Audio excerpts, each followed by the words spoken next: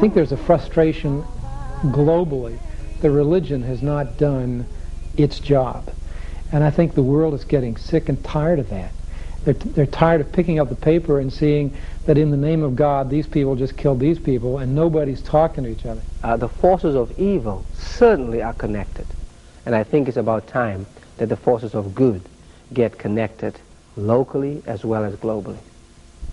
The United Religions Initiative is a global movement to create a global institution that would have the stature and visibility of the United Nations, but would stand for the world of religion and spiritual tradition working together for a better future for all people.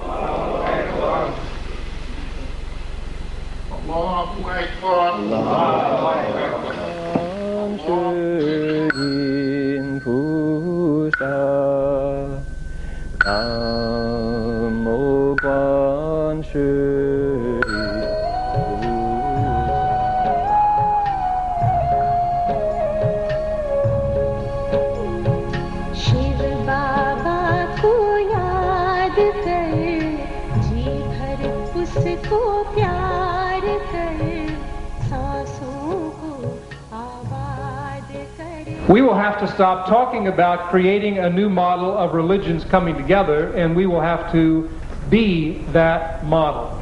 We will have to stop talking about actions that a united religions could take, and we will have to plan to take a specific action in the real world.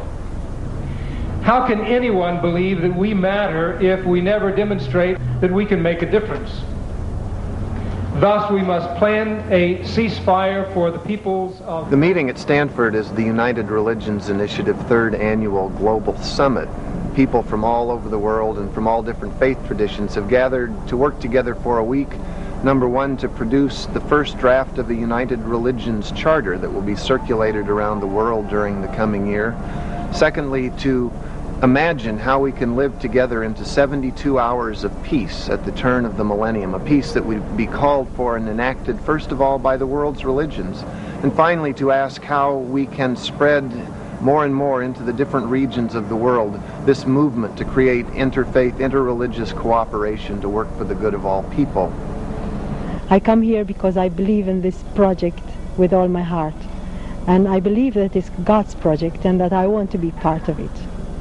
I think many of the material problems that we face today, I feel it can be resolved by religious wisdom, and also we can also call spiritual wisdom.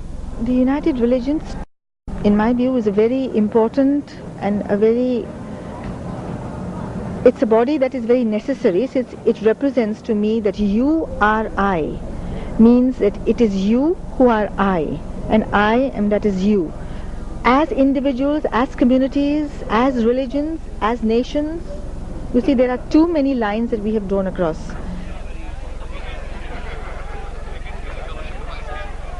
The seed that began the United Religions Initiative came in the winter of 1993 when the Episcopal Bishop of the San Francisco area, Bill Swing, received a phone call from the United Nations. They asked if he would host 2.5 years later, in June of '95, an interfaith service to commemorate the 50th anniversary of the signing of the United Nations Charter. And working on that whole project, I was just convicted at a deep level that the nations were moral enough to struggle for global good for 50 years, and religions were so immoral as having a vocation together that they wouldn't even talk to each other in the last 50 years. And so I just set my mind to be a catalyst for the creation of the United Religions and see where that goes. We have a board of people who are coming from a vast range of religions, and we meet regularly. I'm into this with meetings at least twice a month. In a way, United Religions is almost a misnomer, because we're not talking about uniting religions in a sense of making them all into one. We're talking about uniting them for a common purpose, but each maintains its own individuality. United Religions is people of different religious faiths coming together and understanding that across their different ideologies, there are certain things on this earth that we have in common. Ideally, the vision of what a united religions can be has to do with it's sort of a bold, creative attempt to make something in the face of all the destruction, is one way to put it. It's sort of, I see it as a coming of age of religions. They're standing up and saying, it's about time for us to take responsibility for the deeds that are perpetrated in our names around the world. What we want to do in United Religions is to affirm every person's human dignity, to affirm and celebrate every person's cultural tradition, to affirm and celebrate where we're all coming from.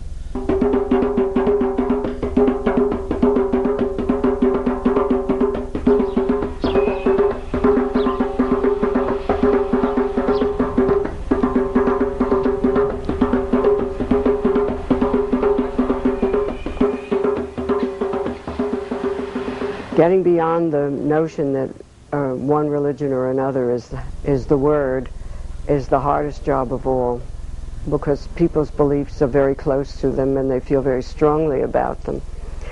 But again, I think it comes down to a matter of talking and being at least willing to expose oneself to the other person's point of view. The problem with the religious differences is that why we cannot get along, because I feel that I am not got the truth. Yes, I believe in that, but also it is that you also got a truth. It is like having a multifaceted diamond. If I didn't think I had the answer, I wouldn't give my life to it. But that doesn't mean to say that I look over there to you and say that I have it for you. And it's getting in touch with the fundamental background of relationship that exists between humans. That's there. Now, for some people that's very hard work. I've broken through some things in my life so that it's not as hard as it used to be. But I didn't start out there, believe me. I was very parochial, and I was very conscious that I had absolutely got the truth, and I was prepared almost to die for it. The common ground, I think, is that all major religions seem to, by the statements of their founders, affirm a basic morality. That is to say, a goodness, an ethical code that says we respect each other's lives, we don't kill. This is really a challenge. And I can only say that if we have a body like United in Religions, consisting of people belonging to every religious and spiritual base, if there is any issue which is, for example, suppose if there is a problem between India and Pakistan, the religious people from India and Pakistan who will be Hindus and Muslims, if they can sit down on a table and say, listen, it is wrong to do it from a religious perspective, either you are a Muslim, from a Muslim point of view or from a Hindu point of view, if those two people come as the leaders and talk about it, I'm sure that can have a magnifying effect. Same thing, if there is some problem in the Middle East, if the Jewish rabbi and the Muslim imam can get together, along with the Christians, and say, listen, that we as people of faith are joining hands together and praying for peace. That itself gives a totally different image, People who are skeptical, of course, will not come to the table. But those who are dedicated and come to the table and say to each other, this is what we need to do. We have no choice. And that is not alarmist. We literally in the world today have no choice but to come together and say we need to change. And once that happens, people then look at the dialogue and say, wait a second. If they're talking about it, why should we be outside of this debate? And what do we miss if we are not at that table? And I think in that way, the United Religions has a true potential to magnetize even those who might initially want to stay away, to bring them into the fold and realize that in the 1990s and as we go into the year 2000, that it is inevitable that the major religions and the minor religions, and those that we don't even know about, get included in the international debate of how we want to live with each other as human beings. As a young adult, I think it is important that I am part of this now, so that as I continue to journey in my life, it is important to leave some kind of legacy or some kind of trace for those who are coming. In my faith, in Judaism, one is always supposed to leave the world a little bit better than one found it. And if that's the case, then you have to keep struggling, and you have to keep persisting, and you have to keep thinking that maybe there will be a way.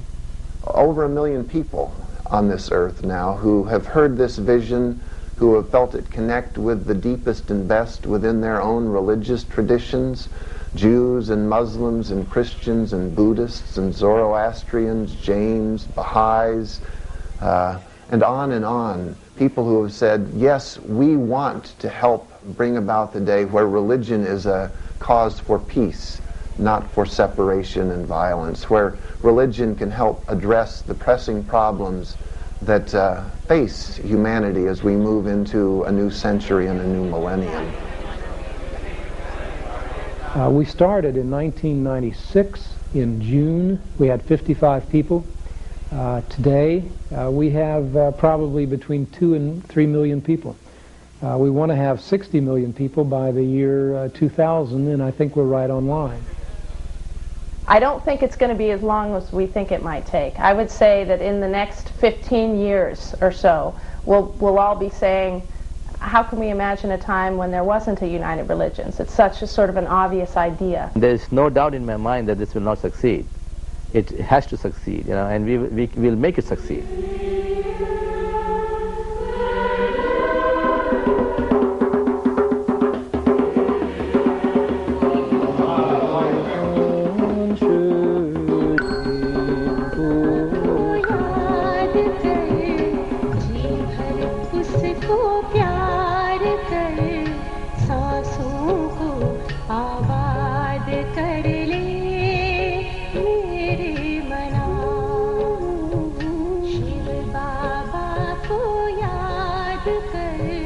जी भर उसको प्यार